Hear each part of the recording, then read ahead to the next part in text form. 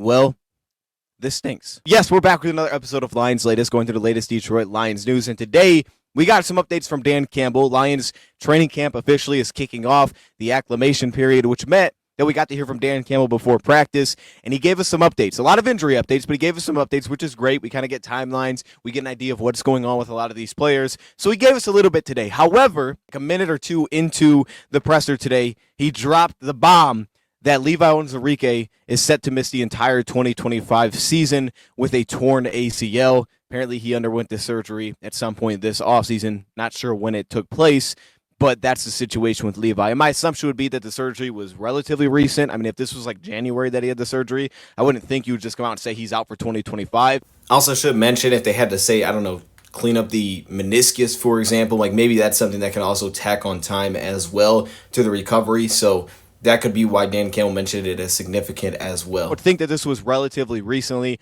I don't know when he tore the ACL. Maybe Levi doesn't know when he tore the ACL. Maybe he does. Maybe it happened this offseason. It was like, boom, there we go. I got to get this thing right. Or maybe this is something that, similar to my situation, at least I can speak to this, where it's like, hey, I'm getting better. Something's not right here, but I am getting better. And you don't know completely what it is. Maybe it doesn't even show up on the MRI like mine didn't.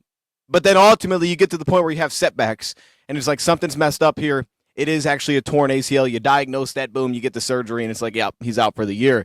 And I wonder if it was something like that for Levi, just based on Dan Campbell, how he responded to this, saying that it was significant and it's something that he had to have done, that maybe Levi was in a spot where it was like, hey, I don't know that this is what this is. It's getting better. Something's a little messed up, but it's getting better. We're kind of working through it. And for me, my setbacks were like my thing would just buckle and it would give out and it would be very painful. It'd swell and then it would, hey, we're kind of going to get back. We'll be fine. It's going to be a couple days. I'm wondering if something like that took place. Maybe not. Maybe it just never got back to like, hey, this is 100% because it never felt like that again, where you just don't have that anymore. And like, what's going on? There's something wrong here. This is not right. And maybe that's what it was with Levi. Maybe it was just like one event, because it's crazy how easy it is seemingly to make that happen. Just one messed up landing, one weird movement, and all of a sudden, bam, that takes place. But this is horrible news for Levi, and I'm very sad that this took place, that he's going to miss the entire year. One, this was a massive opportunity for him to, in my opinion, earn a large contract, and I thought that he would after this year. I didn't know that it would be here, but I thought that he would. I thought he was going to make a lot of money because I thought he was going to have a season similar to last year, and as long as he did, he'd make a lot of money. Even after understanding he missed the first 4 weeks, if you just assumed the best and said, okay, game 5, he's back. It's like if he still has a good season, you're like, he missed the first 4 games, but he has a similar productive season to last year, just in a smaller sample size, I would still think he's in line for a multi-year deal that's at some really good money. But now, unfortunately, this has taken place, and this is a major setback, no doubt, for Levi. But the opportunity seems like it'll still stand after the season. Will be with us, I don't know. But if it was with us, probably at a much smaller contract, the opportunity could stand to still break out and then maybe earn a bigger deal. But, man, the path is going to be very difficult now for that to be the case. So I hate this for Levi Onwuzurike. And obviously it stinks for the Lions, too, from a depth perspective. This is such an important piece to this team. The inside-outside, what he added to the team last year, he was so valuable this past season. He was so versatile last year, and it wasn't just that, like, oh, I can play him their spots. Like, no, he's good at both spots. Like, he's making this thing work. I loved Levi because of the fact that this guy went through it early in his career. It was not great early, and he just continued to battle. And he found his way to, like, this dude. We're all very excited when he re-signed for the Lions. A lot of us are very shocked it was a one-year deal. Like, that's what he ended up getting to the point of. So I hate this for Levi, and the first thing that I thought of is similar to what Dan Campbell said later on. Good thing we drafted Tyleik Williams in the first round, because this is a super unfortunate injury, and it really hurts some depth there alongside not having a Liam to get things started, and then the update on Josh Paschal as well. So wishing for the best for Levi. The recovery process is definitely long, but I'm excited for him. Like, he'll have hopefully that opportunity next year here or somewhere else to get it right. And if this was something that he's kind of just been dealing with, I think he'll ultimately be happy at the end that he is getting it done and that he's going to be right. Like, if this was something that he's kind of just had going on and it's like, let me just get this thing right, I think he'll be excited about how he feels once he comes out of it. Okay, I'm kind of back to my normal self again. It's just in the meantime, it's an awful injury to have. So fortunate update there for Levi missing the entire season. A couple of names that I would keep an eye on. I don't want to go all the way into this because it'll make the video super long. We could do this separately. But a couple of the names I would just kind of keep an eye on because I do like the depth that we have here. I brought up Miles Adams in our last video when we knew that he was out for 4 weeks. I think that he's in a great spot. But if we looked outside of house options, a couple of names I would keep an eye on. First off, I would say Bruce Hector. He was with the New York Jets most recently, played the nose tackle role, kind of a one-gap piece. But Bruce Hector's also been a Lion. He's shown flexibility up and down the line of scrimmage.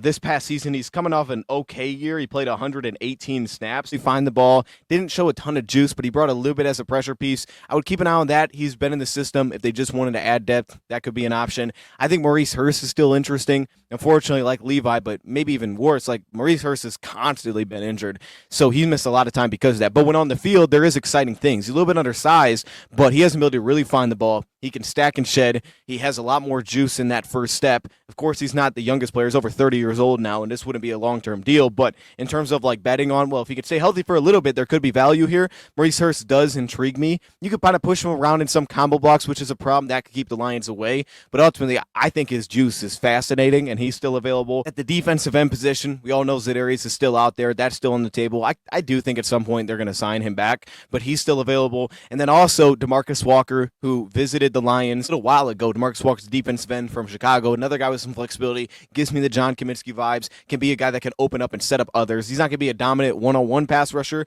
but he was like Mr. Consistency for the Bears who didn't have it this past season. I've always felt that way with DeMarcus Walker, especially with his flexibility inside, outside, and depending on how long Josh Paschal's down, you could get some of the similar value in a guy like DeMarcus Walker. And then I would even throw Travis Gibson back into that mix just because he did work out with the Lions this offseason. Maybe it was really rough, but he's had good stretches in the NFL, and he did work out with the Lions. Those are a couple of the names that I would keep an eye on. Maybe even like an Austin Johnson just for a stylistic fit in the interior.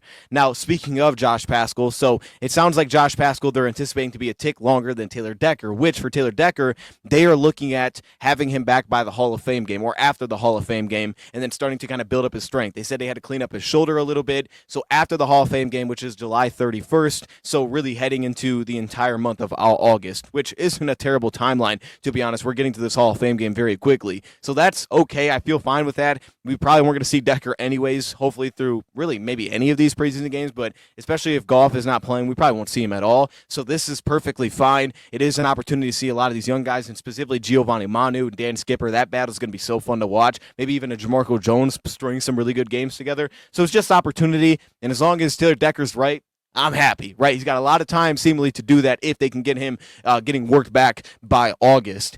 However, they said Josh Paschal would be a tick longer than that, but he specifically brought up that they were aiming for early September after Labor Day, working back in the practice, which would be September 1st. Our first regular season game against Green Bay is September 7th, so maybe there's a path. Like if he actually did start practicing, I don't even know what day of the week that is, but the week of that first game, maybe there's a path to getting on the field at least in some limited reps, maybe.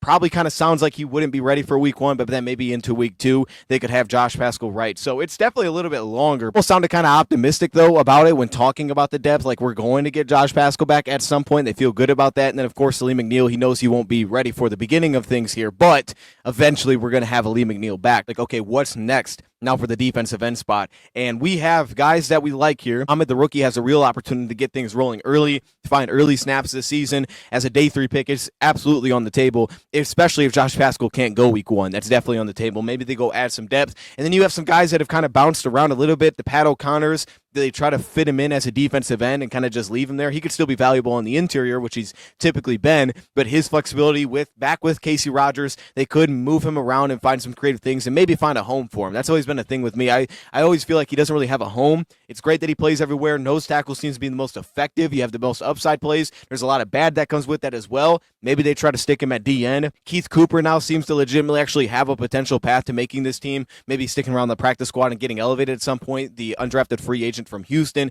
which is exciting. His body type fits in really well to what we're looking for, similar to a guy like Ahmed. And then also, of course, Mitchell Agude and Isaac Ukwu coming back. Mitchell Agude, who didn't really, I think, show a ton in terms of what he's actually capable of as a rusher. He showed kind of the little skip club move, a little bit undersized. You wonder if he's going to try to fit a little bit more into the DN role. Kind of looks like a big linebacker playing on the line of scrimmage, but he is a guy with a lot of power, and he can definitely set the edge. And Isaac Ukwu, a little bit more, I think, in his bag. It's just about finding a consistent go to. This is the move that I can win with. So which of those guys could potentially pop up that group? Also, he told us that Al-Quadin Muhammad, Alex Anzalone, and Michael Pittman, 3 guys that were not going to be practicing today, as they had little things to kind of clean up with injuries. Ahmed is going to be massive this year, and he really finished the season strong, played the run really well at the end of the season, and then also as a rusher, like, he was able to win. Al-Quadin Muhammad found ways to win. He had consistent ways to win that you could kind of rely on. I think he had plus pass rush, moves with some of his club moves as well. So he's a guy I'm fascinated in. He showed some really good stretches this past year. He's going to be in for a huge season. Big one there, of course, is Alex Anzalone.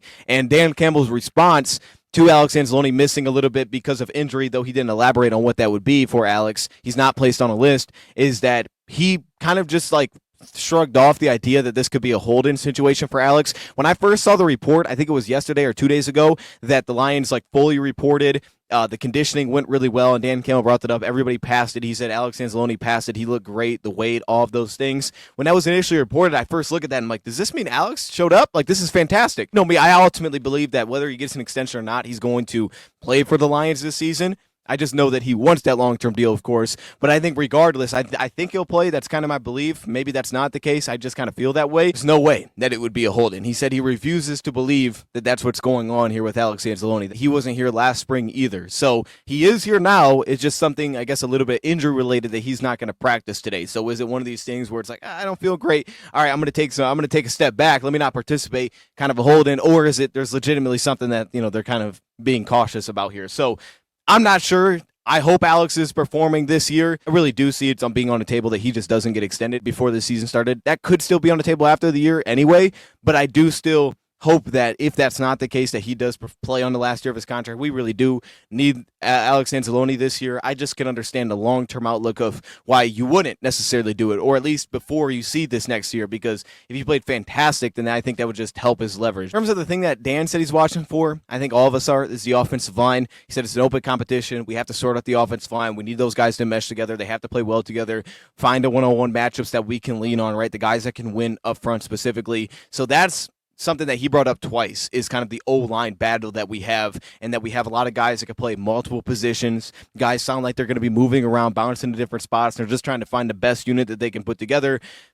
That's going to be a lot of fun, because I don't think Mahogany is 100% locked into his starting role. I would assume he starts at left guard, but that still feels like it's up in the air. Where does Graham play? Does Graham even start? Could someone surprise? I think Frazier's capable of that. Tate Ratledge is at center, is a guard. What are they going to do there? I think it's center. But ultimately, outside of the tackles, really everything on the interior does feel like it's open. Could Tristan Colon, who's been a starter and he's played well as a starter, potentially shock everybody and work his way into that role, maybe jump a guy like Graham Glasgow? Is that possible? Hobie Soar still, if he goes into his second year at right tackle. Campbell also said the goal for the season is essentially, first off, always the goal is win the division. But he is kind of where I'm at, which is just get into the playoffs. I don't care if we're on the road. We'll have a plan for that, but just get into the playoffs. We don't want to be sitting home at that time. I completely agree. As a fan, that's where I'm at. I don't care if you make the 7th seed, we win 9 games, we sneak in, we bat. That's fine with me. Just get into the playoffs. I just like watching playoff football. Just give yourself a chance.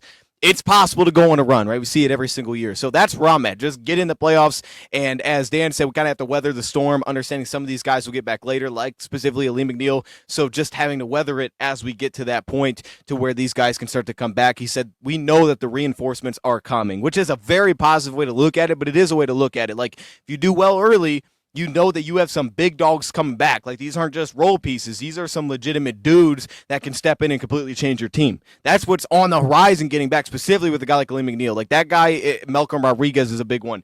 Those guys, eventually, when they get back, are going to change a lot of things for this team. So I like that way of looking at it. I do, because as much as it's a negative, there is a positive of other guys are going to get opportunities, and if they do well, you have a great depth now when that new guy comes back. Know what he's going to bring to the table, and you can kind of work him in partly, right? You don't have to force him into playing every single snap at that point because someone else is already comfortable. Little update that he gave on the coordinator. Necessarily think it is what it's made out to be, which is oh, you lost your coordinators, it's over, that kind of thing. I think the big thing about coordinators, we did a full video on this, it's not that it's easy to find good coaches, because it's not. Most of the time that you have changes at the coordinators, guys that go from coordinator to head coach, you have to replace those.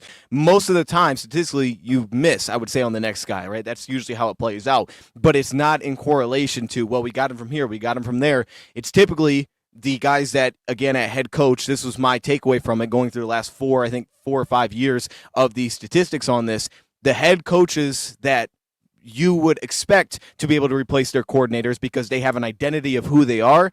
Those are the guys that are able to make it work. And I think Dan Campbell clearly falls into that category, that these are the guys that are able to make this work. And the next coordinator can stick around for a little while. Calvin Shepard can stick around for a bit. Have the head coach that has an identity, that has an identity of what the team is going to be. You don't lose that just because you lose the coordinators. You lose really smart people, right? Aaron Glenn, Ben Johnson, but you don't lose the who you are as a team. So you can bring someone else in. Those head coaches are able to do it. Those guys that you would expect are able to do it. And I think Dan Campbell falls into that world. I think understanding what he's been through in the past, changing coordinators as an interim coach with Miami because he knew what he wanted to look like. Obviously, all the assistant changes that we've had during years, which have honestly worked out pretty well when they moved off Aubrey Pleasant, which I didn't love at the time, but it ended up working out positively for the team. They clearly sensed that, whether that's the change that they made when they first came in, Anthony Lynn, and I thought, a lot of this is personnel based, but then he took over play calling and things did get better by the time it was all over and you could see what he wanted it to look like. So again, just adapting to what they had.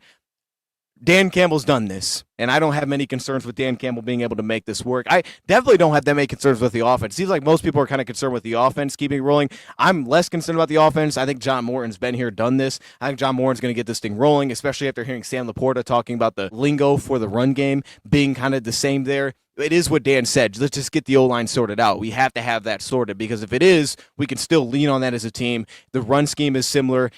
Most people are going to understand what they're trying to do. And as long as that O-line meshes, the faster they do, I think the offense is going to be fine. Defense is the interesting part to me because we've seen so much growth. It's not like we haven't seen that from the offense, but the defense to me has seen so much growth, the ability to adapt, the ability to change. The personnel being, having a lot of the key guys at every group is key here, specifically like safeties, linebackers. If Alex is going to play, as Dan Campbell brought up, wanting to give those guys more leeway to help get us into the right play, right, based on what we're expecting from the offense. Maybe being able to tweak it and say, okay, here we're getting this kind of look from the offense, maybe this formation. We can get into this front defensively. This is how we want to play this. We want to overload this side. Hey, maybe we get to this coverage in the back end. Maybe I'm blitzing. Maybe you're dropping out, right? Maybe we tweak those at the line. Just little things like that potentially they could tweak based on what the expectation is, similar to what the offense could do pre-snap. And now going into year 3 for Jack, obviously Alex has been here forever, this feels like, which is great.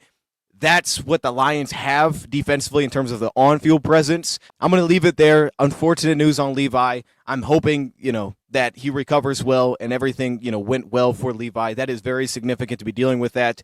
We have the pieces to keep this thing rolling. There's no doubt. I felt comfortable with that when we did our last video. It's just now for a much longer extended period of time. So like every year, you just have to adjust on the fly. New guys will come in about 5 weeks into the season. You'll start signing players. Changes will be made.